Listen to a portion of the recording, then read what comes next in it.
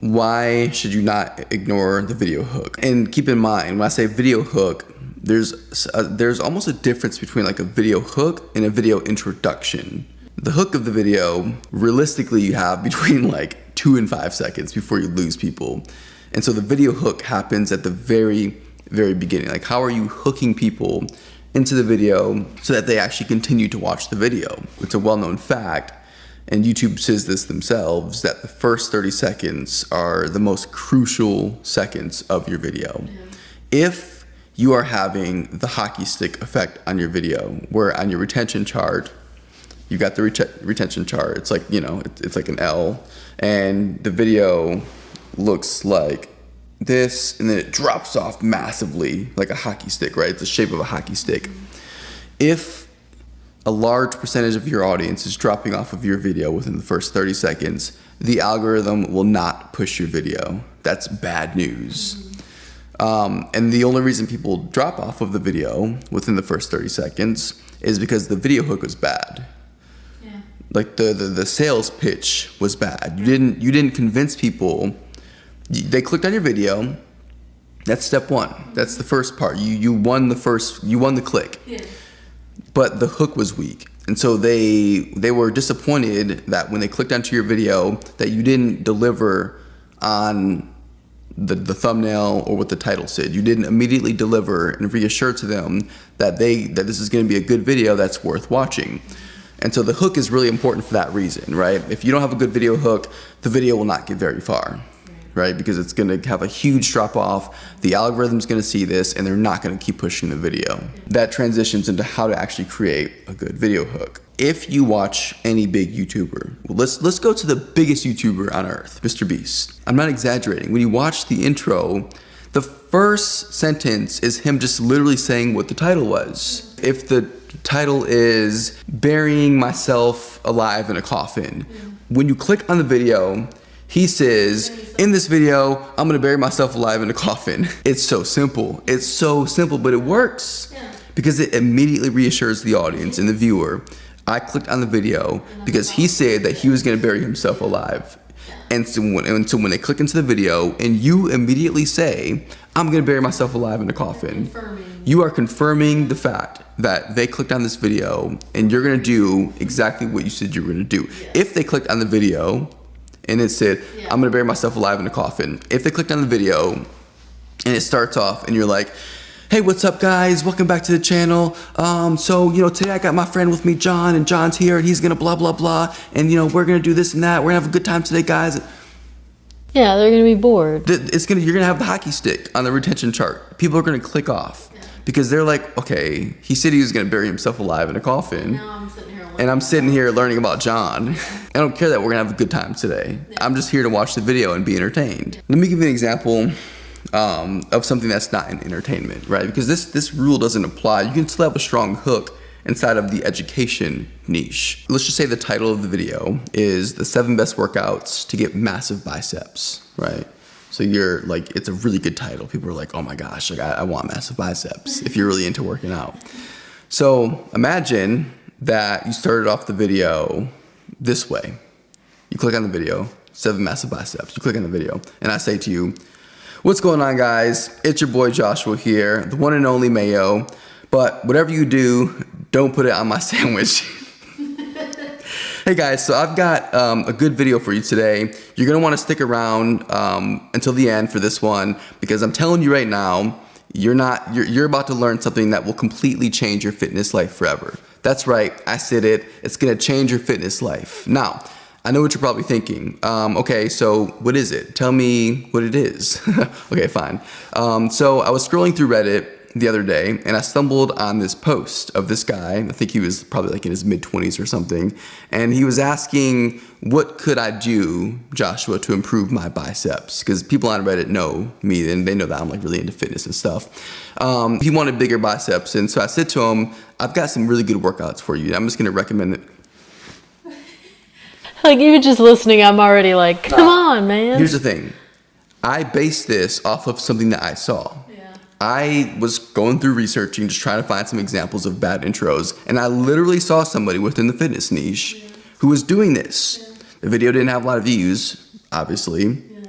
And he was just rambling on and on and on. And I'm like, would you please just get to the point? So how can we rework this hook, if you want to even call that a hook? How can we rework this so that it actually works, that people stick around and watch the video? Same title, 7 best workouts to get massive biceps. This was the title that I kind of rewrote, okay? In today's video, I'm going to show you the 7 absolute best workouts you can start doing today to get massive biceps. Done. That's it. That's it. Yeah. You can still, I think the problem is that people are afraid, well, if I do that, then people aren't going to know my personality. People aren't going to like get to see my, no, that's not true at all. You can still include your personality in your videos, but make sure it's a little bit later. Make sure that you actually get people to stick past the first 5 seconds, especially past the first 30 seconds. Make sure that you get people to stick on your video before you start kind of like doing the more rambly, your personality stuff. The next thing you want to do is you want to kind of create like a curiosity gap. Like you want people to actually stick around, preferably until the end. Like, and how exactly are you going to do that? Well, there's a few different tactics and things that you can do to create that curiosity gap, right? And in a second, I'll give you an example with the bicep video. But if you don't do that, what's going to end up happening is like, yes, you'll get most people to stick past the first 30 seconds because your hook is good, but they might end up dropping off at the 2-minute mark or the 3-minute mark. And so it's like the retention chart will be not a hockey stick, but it will be kind of dropping off pretty quickly. And so you want to create curiosity within the first 30 seconds of the video. Watch for somebody stick around to watch your video till the end, right? And so let me give you another example. In today's video, I'm gonna show you the 7 absolute best workouts you can start doing today to get massive biceps. If you're somebody who struggles to get bigger biceps, perhaps you're doing all the right workouts, taking all the right supplements, but for some reason you're still not meeting your bicep goals, well, the 7 workouts that I'm gonna show you in this video have all been statistically proven to increase bicep size by 10 to 20% on average.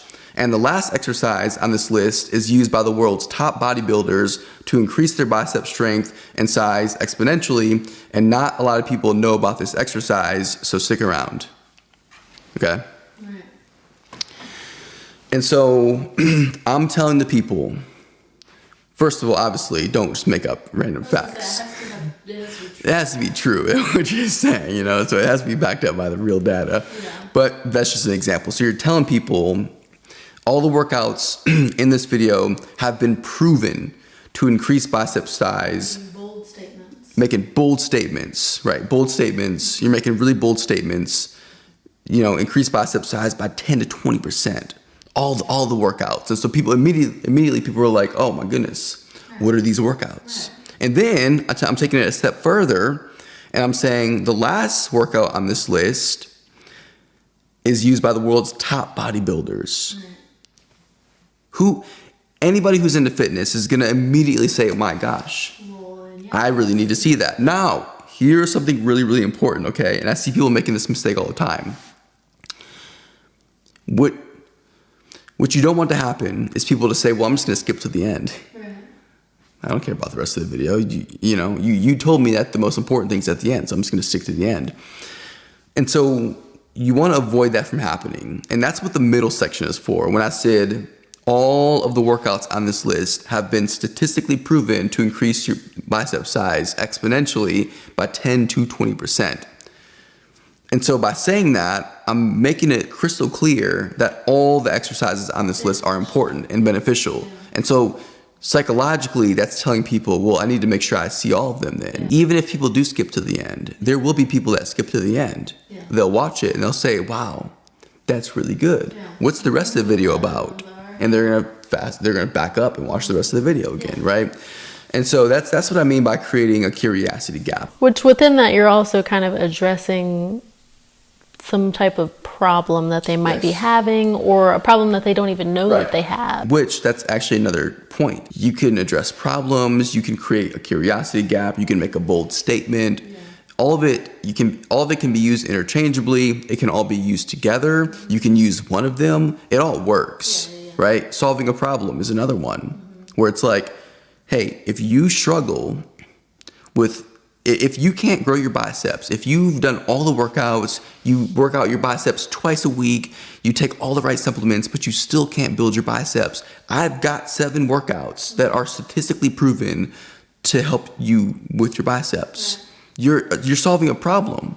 You're addressing a problem that people are having, and you're solving the problem. If you have a successful hook, then your video will be successful. It's that black and white. If your hook is lame, the video is not going to get pushed. It's not going to get views. And that's just the reality of it. And so